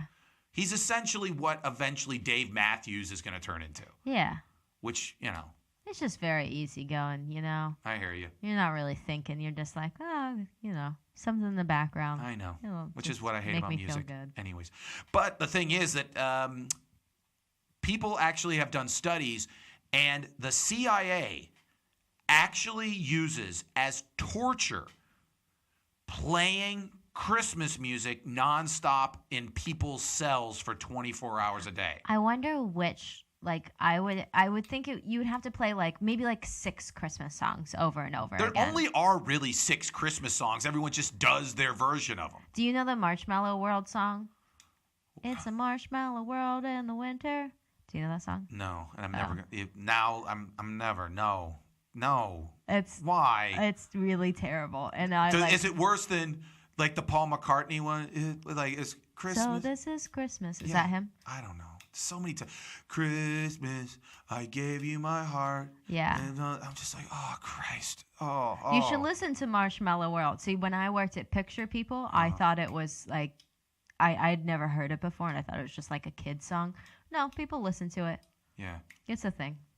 All it's a Marshmallow World in the winter. Silent Night, All I Want for Christmas Is You, Jingle Bell Rock. There's this song, so we play, a lot of times we'll play like an indie Christmas list at the store so that we don't like want to, shoot ourselves in the faces as much. And there's some real weird songs on there. Like there is this one song that comes on all the time, and it's like a Christmas song, but it also talks about like having sex in front of a fireplace, like very... Like graphically? Yeah. That's kind of hot. Yeah. That's your kind of Christmas music. There you go. You should find that song. I'm doing that. That's pretty cool. But could you imagine? I mean, I think you're right. This officially proves that it's absolute torture to make someone listen to Christmas music for that long. It the is. CIA, which this is their job, to eventually break terrorists and so they will admit the horrible things they're trying to do, play Christmas music 24 hours a day in their room. See, that's what I think. People who have already started listening to Christmas music or like watching Christmas movies now, I won't ever be friends with them. We won't be friends. I know that you're insane. Yes, you're an insane person if you listen to too much Christmas music. The only time I like listening to Christmas music is after 6 p.m. on Christmas Eve and till about 8 p.m. on Christmas Day. Yeah, I listen to it, like when I want to listen to it is when we decorate our tree and, like you said, Christmas Eve and Christmas Day. That's it. Yeah. That's it. And that's the only time eggnog ever And that's comes like out. pushing it. What's your opinion on eggnog? I've never really had eggnog that much. I don't know if I've even, I think I've tried eggnog maybe once in my life. I got to start with booze. I've never had it with booze. It's always with just the straight eggnog. Oh, no, yeah. Like, I tried it. I think the one time I tried it was at, like, Shop and Save. They were giving out samples of, like, eggnog. And obviously, it didn't have alcohol in it. But I think I want It's to make fine. my own this year. It's fine. I'm It's gonna not do great. it. It's just fine. It seems like something that would probably make me feel very ill. It's thick as hell. Yeah. Be a great like ice cream flavor. Anyways, moving on. I've told you about the fact that I despise Kevin James, right? Yeah, doesn't everyone? Yeah, everyone hates Kevin James. I'm not a huge fan of him, and I'm really glad that hopefully he can that he's gone away and his old show has gone away. But something that I thought was interesting is apparently they're going to do something that I think is way overdue. They're going to make a TV show called Kevin Can Fuck Himself. What? And it's actually in development at AMC. It's called Kevin Can F-K Himself. So everyone knows Kevin Can Fuck Himself. It says the new show created by Valerie Armstrong, SEAL Team, and executive produced by Rashada Jones and Will McCormick will explore the secret life of a conventional sitcom wife, which A&E reportedly describes as a beauty paired with a less attractive, dismissive, caveman-like husband who gets to be a jerk because he's a nag and he's funny. The series aims to explore the inner workings of that character by presenting her as a real person, and what if that person is pissed? So really what they're doing is they're essentially going to have the guy be the normal Kevin James kind of like, I'm a fat doofus. And then they're going to have the hot wife kind of like be a real person to where it's like, I think that could be really, really interesting. So is he actually going to be in it? Or No, is it he's just going to be, named it's just named after him because he just signifies the fact that, everyone hates his guts. That's funny. And the thing is, they said that former Kevin Can Wait star Erin Hayes, which is the person who eventually got fired after the first year, because this is no BS. The reason why they fired her is because after the first year, they remember that they ran out of things to do with him. Yeah. They were like, we don't know what to do with this guy. He's such a shallow character that there's nothing more we can do with the guy. So they killed her. Yeah. So that he could have something to deal with. Yeah. That's how little Kevin James had in the gas tank. That they could sit there and be like, yeah, we have nothing for this guy. Yeah.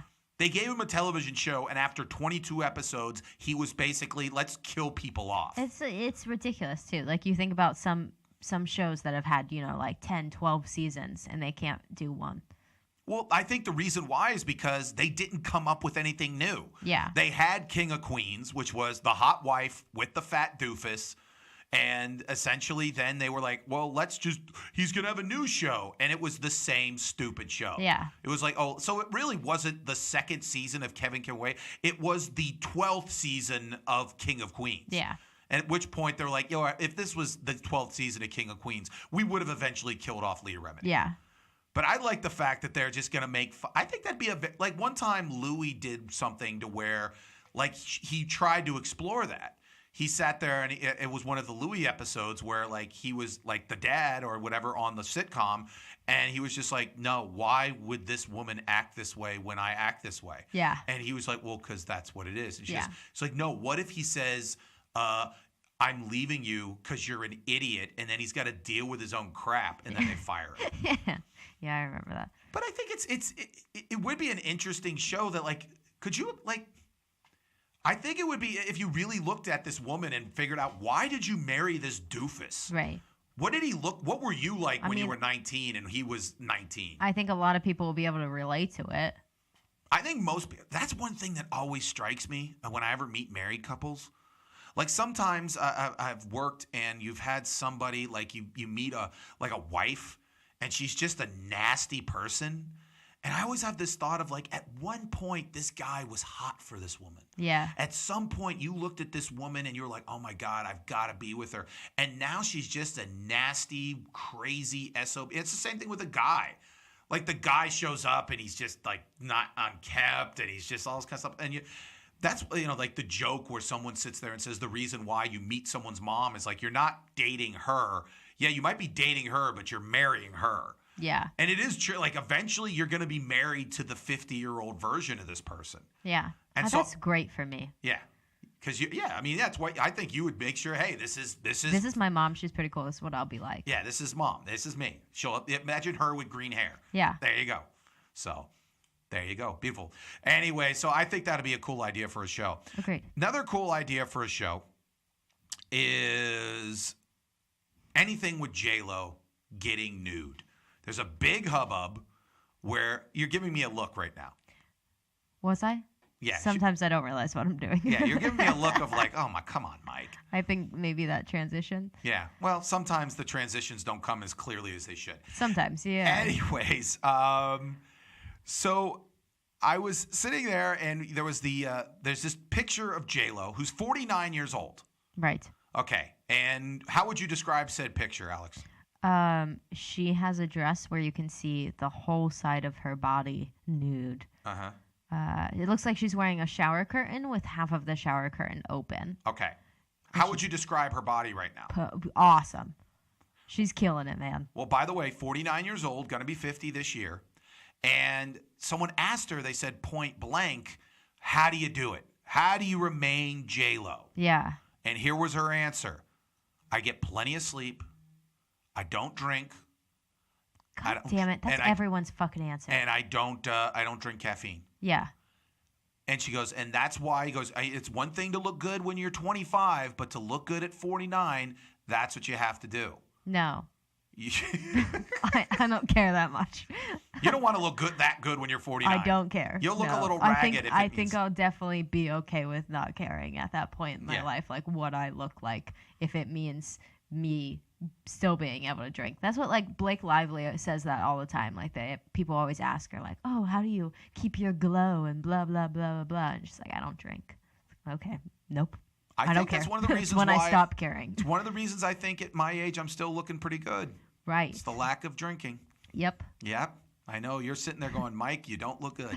You just don't look good. And this has nothing to do with like working out or things like that. No. Just not drinking. Well, I think, again, remember a couple weeks ago when we had the old people, like the 100-year-old people, and half of them said don't drink, and the other half said drink, and half of them said eat right, and the other half said I don't know, eat bacon. My mom's going to love this episode. My mom's a very, like, pretty person, and, she's almost 60, and, she drinks.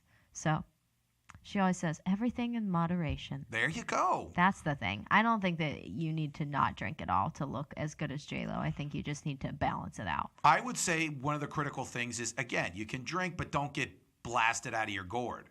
Or do. Who cares? Yeah. But I would say, I don't know, sometimes you do meet, like I always talked about the bomb going off.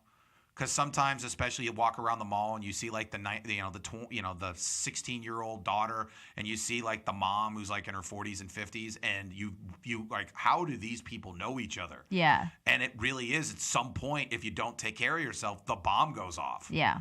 I think it's just life. Like I have a joke where I sit there and say, how does Christy Brinkley stay sexy till 64?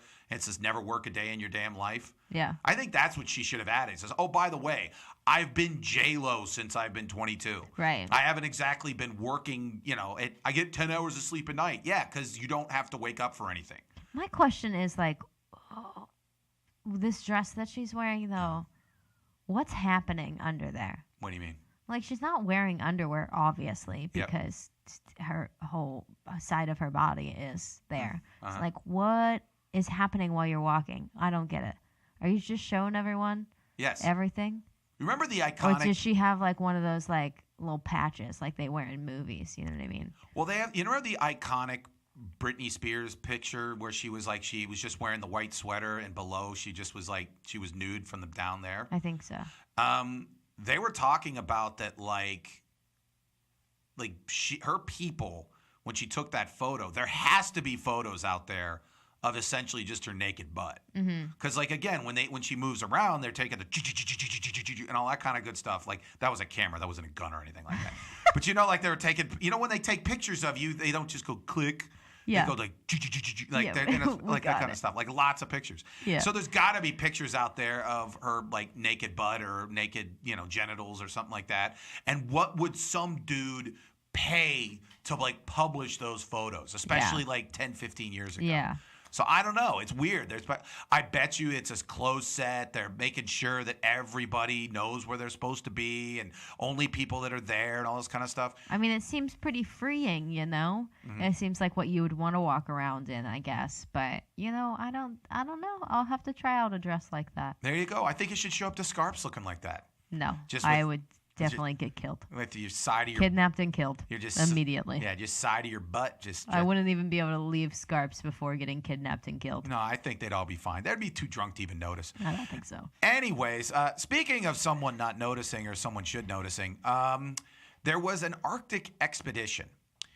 And apparently these two people from a Russian scientific station have been stationed in Antarctica together for 4 years. Okay, and they made babies and everything was cute and adorable. No. Are they two men? Or They're two two women? men. Okay. Two men.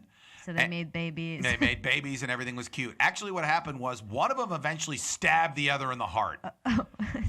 So the very opposite of what I was thinking. And the reason why the guy stated that he stabbed the other guy in the heart is every time, because they were just so bored up there, he would just start reading books. And what would the other guy do? He would always tell him the ending of the book. Oh, God, I would stab him in the heart. Yeah, when I read that, I was just like, this is kind of justifiable. If continuously over 4 years a person did something that annoying, okay, I got nothing to do up here. I'm in an Arctic expedition. This is the only time I can maybe remind myself that I am not wasting my life in this freaking dingy place in the middle of the Antarctica. And all of a sudden the guy's like, he kills his wife at the end. And you're like, you son of a bitch. Yeah. Like that. I personally really, I pride myself on being someone that doesn't tell you the ending, doesn't tell you the twist. I pride myself I'm not that person. Except that you told everyone the ending of Saturday Night Fever. Yeah, I told you the ending of a movie that was released in 1978. Still? I didn't tell you everything about it. There's a lot. You still need to see the movie. Or you don't. Who cares? But here's the thing. What's the most annoying thing that someone that you've lived with for a long time ever did? Eat. I know. You hate noises and stuff. I hate it so much. I know. And that's what I think that would be my problem, honestly, if I was in the Antarctic with someone, or wherever, and I was on an Arctic expedition, and I had to sit in the complete silence with someone and listen to them eat. Or listen to them really do anything. I think I'd go crazy. That's why one of the things that I could not imagine anybody wanting to do is go up to the International Space Station. Yeah. You're in basically a room about this size. Yeah. With 3 other people, and you're just stuck there. You can't go anywhere. I mean, I guess you could go outside and take a spacewalk, but you're not. You're just floating in the middle of nothing. Yeah. And I remember one time someone said, "What does space sound like?" He goes, "Nothing." Mm-hmm. You just imagine it's just people don't understand what nothing sounds like. Right. One of the things I always love when if ever a joke doesn't go over and it's complete silence, I always kind of make fun of the fact of thank you for that silence. We never live in silence. We're always inundated with with noise. Yeah. Even when we think it's silent, if you really listen to it, there's train tracks going, or there's dogs barking, or there's birds chirping. Yeah. Just pure, unadulterated, nothing silence is actually really, really cool. Yeah. That's one of the reasons why I think I'd enjoy that. I'm really I kind of like walking around when it's super cold, because that's when you get the most deafening, just alone silence. My favorite times are when it's like a crazy snowstorm, and then like walking around then because there's not a ton of people, like there's no cars driving because like there's too much snow on the road and stuff like that. So it's like even more quiet. Yeah, I love that. Yeah. And the other thing, but like in the summer, I hate it when everyone like starts walking around. And you're like, I want to be alone, and everyone's just like, no, it's 80 degrees. Hey, see you, Jim. And I'm like, get out. Oh, well, I enjoy that too. No, I hate it. Another thing I hate is you go to CVS. Yeah. What's the one thing that CVS is famous for now? Their giant receipts. Yeah. So this woman showed that she got a 6-foot receipt from CVS after she bought 3 things. Yeah. What the hell is going on with CVS and these damn receipts? Just imagine being an employee there and having to wait for that receipt to print out. Like, I know that at my store, like, our receipts take a couple seconds to print out, and it's the most frustrating thing in the world. Like, imagine having a 6-foot-long receipt have to print out, and then you have to give that to that person. Or that person's like, I don't want it. I'm like, are you fucking serious? I just printed out a 6-foot-long receipt. You don't want it? Like, you have to take it. I don't understand. I mean, someone from the CVS Corporation has to tell me how they make money off this. I mean, because I used to sell receipt rolls. That stuff ain't cheap.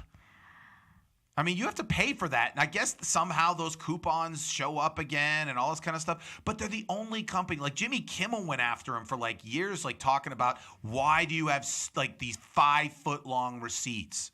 maybe they were sick of people not being able to find their receipts for returns. So they're like, we make them 6 feet long. No one's going to lose them.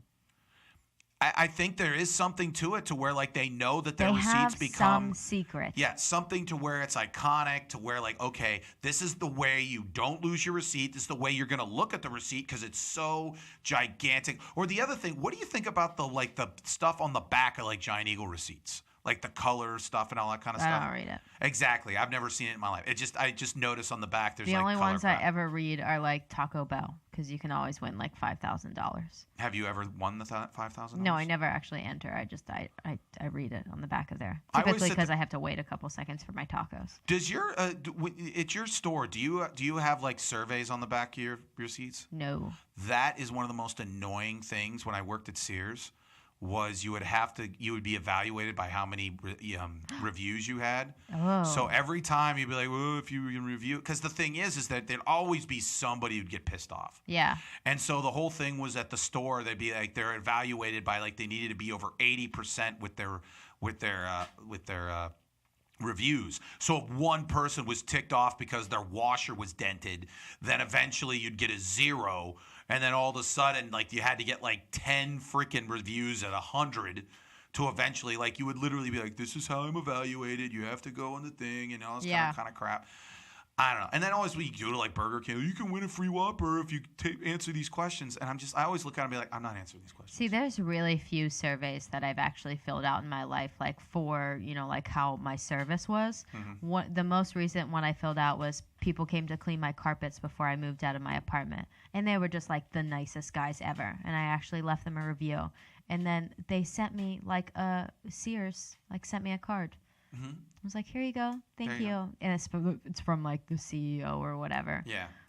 It's like clearly wasn't from the CEO. Yeah, no. But it was nice. I don't know. One time I would sit there and say I have like complained if it was really bad, but I've never done it when it was like really, really, really good. One thing I do when is anyways, one thing I do is whenever they do like a thing on like Verizon where they go, can we call you in a half hour? I always say yes, because I figure they get like a notice that says this guy said yes to the 30-minute survey, so they definitely give you good service. I always figure that, because why would they ask me beforehand? I don't know. I bet you they get a little ding like in the corner going, this guy said he's going to answer the question, so you definitely don't want to tick him off. Because if you say no, then definitely they're going to treat you like total crap. Yeah. And then here's all you have to do. Just don't answer the phone for the next half hour if you don't know the person. The next 5 years of your life. Well, like, you never got to know the person. Like, everyone who calls me, I know. Yeah. And if it is someone that desperately doesn't know me, they leave a voicemail and I check it. By the way, the people that keep claiming that, like, I'm under indictment, I don't believe you. I always love those people that like leave this is Jim from the IRS. This is your last warning. We're gonna send the cops after. No, you're not. No, you're not. No. You're not. Never. You're not doing that. You're not the IRS. That's not how they'd contact you. But there's someone once says, "Oh dear, I've got to send him my card." You know, all this kind of crap. Hasn't your mom done that? Yeah. My mom one time was this is whatever. So she got a brother printer from her fiance. Yeah. So she calls me up and says, and by the way, I was in California at the time. And she sits there and goes, Michael, I don't know. The person says the reason why my printer is not working is because my Wi-Fi isn't configured correctly, and he'll configure it for $80. Should I spend that? And yeah. I literally 2 seconds later went, no, do not do that. I will fix this. So when I got home, she hadn't put in the ink. And I went to her and I went, Mom, the reason why the computer wasn't working or the printer wasn't working, you didn't have ink in it. Yeah. So how did the person was going to charge her $80 to configure her Wi-Fi. Yeah. I almost wanted the guy to call up. I wanted to call the guy up and be like, how do you sleep at night? Essentially trying to rip off like Old elderly women. Yeah. Yeah. Not that my mom's old. She's old. Anyways, so the thing is, I don't know. I guess some people just are scumbags. That's why I always, and the people who are also scumbags are CBS. Someone else who isn't, or actually is a total scumbag. Jamarcus Russell, who used to be a quarterback for the Oakland Raiders. And even though you're not a fan of sports, I think you'll be a fan of this. He was the first overall pick for the Oakland Raiders out of LSU. The guy legitimately from his knees could throw like a football 80 yards. Damn. He was like 6'6", 260 pounds. Eventually he got over 300 pounds because he didn't care and he was a big fat dude. So the coaches for the Oakland Raiders, they told this story over the weekend. It was a guy who played for the Raiders. The coaches for the Raiders were getting frustrated by the fact that this guy had no clue about the game plan, no clue how to read defenses. He was just a complete cluster. So they decided to test him about his commitment. So every night, NFL players get like tapes or now DVDs or now links probably of film that they're supposed to watch at home. Yeah. So every week, every day, they'd have these tapes, put them in his locker and say, ooh, bring this home. You're like, okay, I'll bring it home. So one time they sat there and went, okay, let's test Jamarcus. So they gave him 2 blank tapes. And the next day they went up to Jamarcus Russell and they said, Jamarcus, so what did you watch? What was the one thing that you noticed? And he goes, yeah, it was all about blitz pickup. And they were like, oh, really? What more about blitz pickup? It was, they're bringing a lot of corner fires from the field and blah, blah, blah. And they were just like, Jamarcus, those tapes were blank. And he just kind of was like, I'm rich. Shit. But I love a guy who makes $130 million playing like professional football and doesn't mind essentially, kind of playing, doesn't mind that he has no idea what he's doing. 2 things. What's up? The Oakland Raiders have my favorite uniforms. Really? You like the silver and black? Yeah. Okay. Second thing, I really like this post only because the first person who liked it is named Beef Patty 78. Yep. Do you know that person? Yeah. Okay. I figured that you knew them. Yeah, he played Beef offensive. Patty. He played offensive line. Was that like his nickname? His like football nickname was Beef Patty? I think he decided it would be Beef Patty. I want to decide a name. You like want Beef Patty. You want a Beef Patty name? Yeah. Okay, we'll figure out a nickname for you. My mom or my sister texted me today. She always calls me Lil Butt. That's like since I was a child. That's my name in my family. Why did she call you Little Butt? My whole family does because okay. I'm the littlest butt. Okay. All right. Because I'm the youngest. Okay. So I'm Lil Butt, and she saw a menu today, and she thought that said Little Butt, but it actually said Lil Bit. Okay. And I told her that's what I want my new nickname to be. Little Bit. Yeah. Little Bit. There you go. I think it's cute. I think it like is Little cute. Bitty. Little Bitty. There you go. Final story of the day. Did I send the picture of Zoe Kravitz? Yes, you did. I thought that this was a little weird, but I wanted your opinion. Okay. Zoe Kravitz is the daughter of Lenny Kravitz and Lisa Bonet. Yes. And Lisa Bonet, who was from The Cosby Show back in the day, she had this pose back in the mid-'80s when she was on The Cosby Show, naked in Rolling Stone magazine. So Zoe Kravitz decided to recreate the nude photo of her mom on the most recent cover of Rolling Stone. Yeah. So, Alex, is that weird or is that sweet? I think it's a little weird. Because I'm just kind of picturing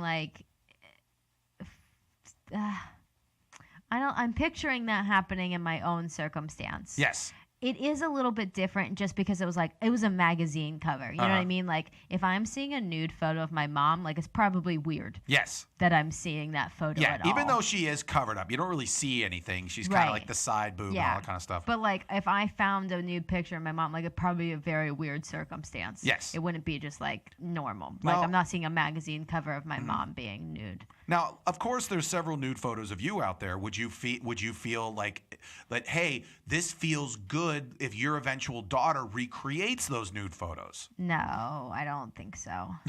Would you be upset or would you? I don't think I'd be upset. I mean, I don't know. I think it's different because they're famous, but. But you're super famous. You're going to be, internet radio superstar Hall of Famer. Maybe if I'm on a magazine cover. Maybe, but it is so weird. It is weird. They look exactly alike. Yes. So I think that's also a very strange thing. Yes. Very much so. And Lenny Kravitz looks almost exactly the same. Yeah. If you ever look at Lenny Kravitz even today, he looks like Lenny Kravitz from 30 years ago. Yeah. But no, I think it's kind of weird. It's almost like a who wore it better, who didn't wear it better. Yeah. Who had a Between nicer you and body? your mom. Do you think the mom kind of sits there and goes, I had a better butt than you? Probably. Who do you think had the better butt? I'd say probably Zoe. Do you really think? I think Lisa Bonet was prettier. Yeah, I would definitely. But you asked who had a better butt. You're saying you didn't say who was prettier. Okay, who was prettier? I would agree with you. Lisa Bonet. Yeah. That'd be weird. I think she just has a softer face. Zoe Kravitz kind of looks like Lenny Kravitz. Yeah. At times. Yeah, because her dad is Lenny Kravitz. Right, yes. It makes sense. There it goes. It does make sense. That was news and notes from the world of sports, gossip, and weirdness. Sports, so that's good gossip, and weirdness. Yeah, I don't even really know what the segment is. It's just basically weird stuff that I found on the internet. Anyways, moving on to our final segment, which is Comment Your Ass Off. So let's play the song. To the world, say hello to the villain that's been you out. Why are you shaking your head? Because Facebook just logged me out of my account as soon as I went to go look at the comments. I don't need Facebook for most anything else in this show. And then as soon as I go to look at the comments, it logs me out. Then you know what? Screw it. Because here's the thing. I'm kind of pissed off at Facebook, too. Wait, Because, I got them, though. I got it. I know, because I want to. They keep on changing things. It's so I figure out how to share the thing, and then all of a sudden I press the same thing, and then all of a sudden this new stuff happens. I'm just like, why are you doing this? You're not I think they're just changing stuff just to change stuff, and I don't get it, and I don't like it. Well, it said that I was logged out because someone recently tried to log in from an unfamiliar location. Someone's trying to hack us. Someone is trying to hack me. Someone's trying to hack Alex, super producer. Don't hack Alex. Trying to be me. Don't try to hack. You can't be me. Look in the camera. You can't be me. I'm too good. There you go. Do we have any special plans for a holiday show the week of December 25th? Just being super exhausted. That's my plan. Do you want to do a special Christmas show? I'm going to wear my Christmas hat. Okay. But I mean, do you want to go to a bar? Do you want to do it outside? Do you want to do it? Outside. Okay. In the Christmas? Yeah. Yeah. Just in the Christmas. In the snow. Well, yeah, we'll do it in front of a Christmas tree in Millvale. People will be throwing snowballs at our faces while we do the show. Why not? Sounds good. like fun. Okay. We'll do skating. That's our plans. There you go. Are there any spin-offs of this show in the works? Alex? Always my spin-off of me talking to old people. Is that your? I've always said that I believe you should have your own show. What do you think? What would be your idea? You haven't come up with anything. Me talking to old people. I honestly want to make a show for my mom. That's what we're working on. Me and my sister is a show with my mom being the star. Okay. Like Yeah. you wouldn't even be on it. No. Oh, I mean, I'd probably like do. So what we want to do is we want to have her like be her and like go and try new things. Like you would send her to rock concerts and go like, throwing axes and stuff. Yeah, or she'd like take like, ukulele lessons. That was a weird example. Why do you think that people would be uniquely interested in her doing these things? Because I think it would be adorable. She's adorable. Okay. You're not adorable, though? I'm adorable, but why don't you do these things? Because it's not as exciting with me. It's cute. Why is it not she's as a little exciting? old woman. But then we'd be there, too. So, Okay. like So I how about the appear- Clemens girls just try out new shit? That's the name of the show. The Clemens girls try out new shit. Yeah. All right, I'll pitch it to them. I'll see what they say. Who's them? Pitch it to those two? Yeah. I'll do it right now. Clemens girls, try out new shit. Do it. Sounds like fun. I'd watch. Go ahead. Okay. It's too early to play holiday music. Yes, it is. I agree. We agree. That's why we especially since talked it's about it. again, Christmas Eve and first snow's fun. Especially at night if you don't have to go anywhere. That's pretty cool snow. I like that. No, just decorating the tree. Yeah. I don't know. Erica says hi from Arizona, Sasson. Hey. She said Sasson. Hey, how you doing, Erica? How I'm you doing? assuming that's how she was saying it by how she typed it. Yeah, probably. Hi, Erica. How you doing? Sam asked if Kevin James should be given a lesbian love interest, which I don't really understand. Should be like the love interest is lesbian, Yeah. so I that guess. would have nothing to do with him. Right. Like the whole. Maybe he doesn't know that she's a lesbian. Okay. See, I think and this then that's is that's the kicker. That honestly would be such a better idea than the show. Like this hot chick wants to marry Kevin James, so he's like, "Hey, I'm a big fat doofus. I should get with this hot chick." And he just assumes that she doesn't want to have sex with him because he's just a big fat doofus. So he has to deal with his own shit. Like, "Oh, I'm ugly," but it turns out that she's just like she's gay and she doesn't want to deal with it. And she's from Canada, and Yeah. she's just been trying to get a green card all along. Yeah, or Ireland or some other country. I think Canada you're allowed here for I don't okay. know, whatever. I don't know. Every country except Mexico we seem to have issues with, but not having issues with. Come here. When will we air our show in black and white? I do look better in black and white. Do you really? I think everyone does. I think that's a fact. You have black and white photos of you. Yeah, I think literally everyone looks better in black and white. We I have don't that get it. one of the nicest photos we've ever taken was at Cousins, where we were in black and white. It was a very sweet picture. Where I'm smiling. Yeah. That one photo that I'm smiling with you. Yeah. Yeah. And I don't look like a complete freaking ogre. Yeah. I'm not sure what just happened, what just came out of my mouth. I've never laughed like that in my life. Yeah. I do weird things to you.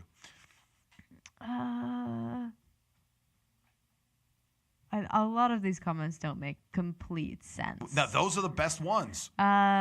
Such as life in the National Football League. There you go. Obviously. Yep. Hi, Pittsburgh Dad. Hi. That's you. Oh, I'm Pittsburgh I Dad? don't know. Yeah. Kurt would not be happy with that. Is he watching? We know him. Yeah. I've played football with him, and you've met him on several occasions at the... I just was on TV last week with the director of Pittsburgh Dad. I don't know if you saw How about that? I took the... I mentioned that what is this, like your 19th appearance on Pittsburgh Live? My second, but Okay. yeah, same thing. You were you have to be more like how you are here on that show. It's very hard though because I get asked like one question, I have to talk for like 3 seconds, and then I'm like, okay, how do I combine all the things that I want to say into these 3 seconds? And then I end up just repeating myself 16 times. I don't know. I always find that show to be so unusual in that fact that everyone sits there and like hey, what to do in Pittsburgh today? And it's only watched by like... It's the old people. Yeah, it's but the always like, show. hey, you could go drink mead in Millvale. Like, these women are 90 that are watching this. No one's going to. That's my favorite thing is that after I do that show, it's like all of the old people call the store and they don't know how things work. And it's like, I saw that girl with the blue hair on TV. Like, can I order a shirt over the phone? Can you send it to my house? Can you deliver it to me? No, we can't just hand deliver your T-shirt. I'm sorry. They don't know how things work, and that's adorable. I love how things that would make me incensed make you just go, oh, that's it. Maybe that's how I have to just deal with life. It's If you just just say everything's adorable, it'll make you feel a lot better. But it's not adorable. It's insanely, because I think you deal with T-shirts and I deal with giant $1,000 pieces of machinery sometimes. Yeah, And same thing though. Yeah, not at all the same thing. Do you eventually get the old ladies their T-shirts? Yeah, hand deliver. I wish I could hand deliver them. I think that should be your thing for Christmas. You just hand deliver T-shirts to old I've people. suggested it. I've suggested that I want to quit my job as manager and just hand deliver our T-shirts to people. You just be like a bike delivery person, only with your T-shirts. Yeah, oh my God. Just how great would that be? I'm coming up to your door. I'm just in the best mood. I'm just like, I got your T-shirt. I like T-shirt gun them, There you go. Yeah. That's how you should do it. You should be like you're delivering the paper and you just fire it through their windows. Yeah. Yes. No. That's terrible. Genius switch. Terrifying. Genius switch is never in the off position. Go ahead. Sam says, I'm not going to paint with a broad brush. Me neither. Neither us. I would agree. Don't paint at all. Why would you be painting, Sam? Stop painting. To be honest with you. Yep. Exactly. See, those are the best comments, the ones that make no sense. Yeah, that's it. So Kevin James should have a lesbian love interest. We think that. Good idea. Think about all. See, we should have been in that writer's room. Yeah, damn it. We could have been like, hey, can't we make this woman dealing with her own sexuality? That'd be fun. No, let's kill her. Shut up. Let's kill her. That's what everyone in the writing room was like. Kill her. Kill her. And we were like, no, we could do other things. Make her into a full-fledged character. Why don't we have Kevin James deal with the fact that he has no talent? Like, he just has to sit there in his own, room, in a dark room, and be like, I don't deserve this. And then just sit there and have that be like an episode. I don't know. Let's do it. Do it. Let's email them. Email Kevin James and be like, here's the new show. You're you, so you have to deal with your own suckiness, and you're with this hot woman who you don't deserve, and so you have to deal with that guilt, and ultimately you don't know if she loves you because of you or the fact you have money, but it turns out it's neither. She just kind of feels the need to get married, even though she's dealing with her own sexuality and all this kind of stuff. That's a show I'd watch. Yeah, that sounds good. It's called just the Kevin James show that old people will suddenly hate, but will watch for a couple weeks thinking it's King and Queens. Yeah. That's the full episode. I am a television genius. I can't think of anyone smarter than me. No one. I can't think anyone. Name one. Too late. Anyways, it's the Mike Sasson Show. Thank you, everyone, for listening and watching, and keep listening to The River's Edge. Also, if you're listening to us on Tuesday, make sure you go out and vote, unless you're that one lady who did not know that in World War II we invaded Germany. Again, thank you very much. Thank you very much to super producer Alex. And, hey, have a wonderful day. See you later. Bye.